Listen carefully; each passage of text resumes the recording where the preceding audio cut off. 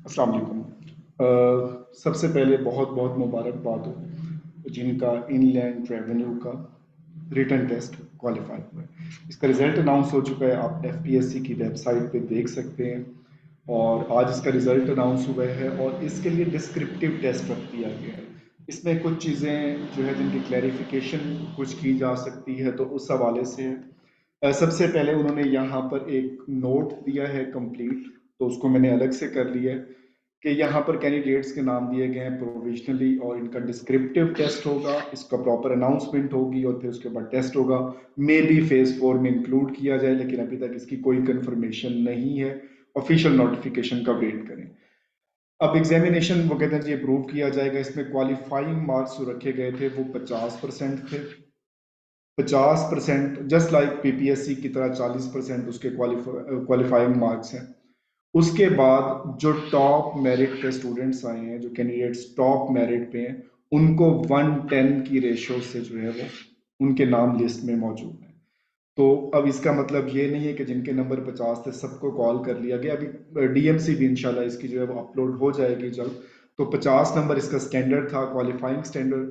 और उसके बाद जो टॉप मेरिट पे 1:10 की रेशो से जो कैंडिडेट हैं, तो उनको बुला लिया गया है डिस्क्रिप्टिव टेस्ट के लिए।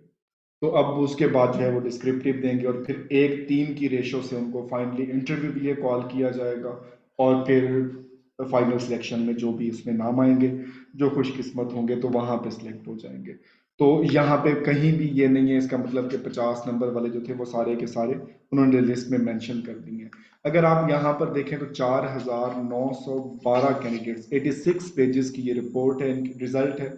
तो यहाँ पर सीटें देखें तो 492 सीट टोटल थी पूरे पाकिस्तान की।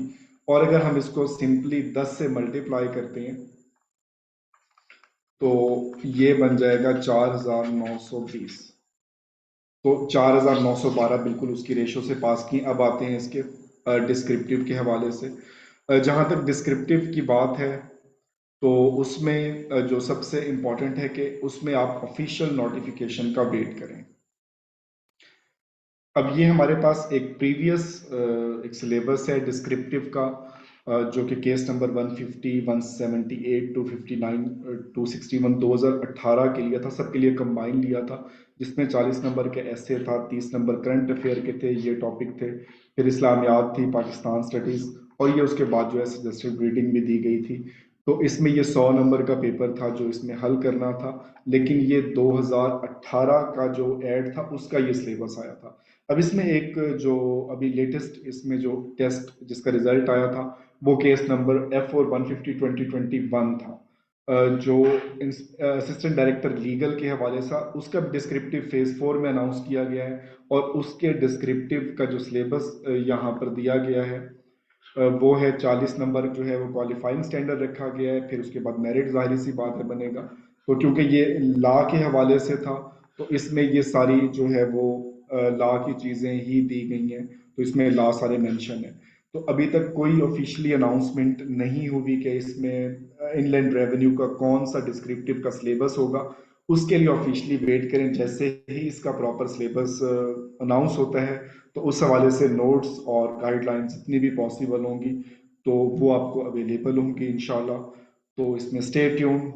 और आप इसमें जो है नेक्स्ट अपने एग्जाम की तैयारी करें। इसके लिए प्रॉपर नोटिफिकेशन दिया जाएगा, प्रॉपर टाइम दिया जाएगा तैयारी का। जैसे F4 अब इसका टेस्ट होना है तो इसका सितंबर में होना है। तो इसका प्रॉपर जो है वो सिलेबस अनाउंस किया गया है 22 जून को। और इसका डिस्क्रिप्टिव का सिलेबस आया और फिर उसके बाद ये नेक्स्ट फेज में जो है वो ऐड कर दिया गया। तो बेस्ट ऑफ लक सबके लिए, बहुत सारी नेक ख्वाहिशात। तो अभी ऐसा सच आपको कोई आइडिया नहीं है डिस्क्रिप्टिव का, तो कोई इसमें तैयार करने की अभी ज़रूरत नहीं है कि वो आया लॉ का पोर्शन इंक्लूड करता है या जनरल पोर्शन या इकोनॉमिक्स का पोर्शन इंक्लूड करता है। तो ये वक्त आने पे ही पता चलेगा। लेकिन जो पास हुए हैं उनको अगेन बहुत मुबारकबाद और बेस्ट ऑफ लक।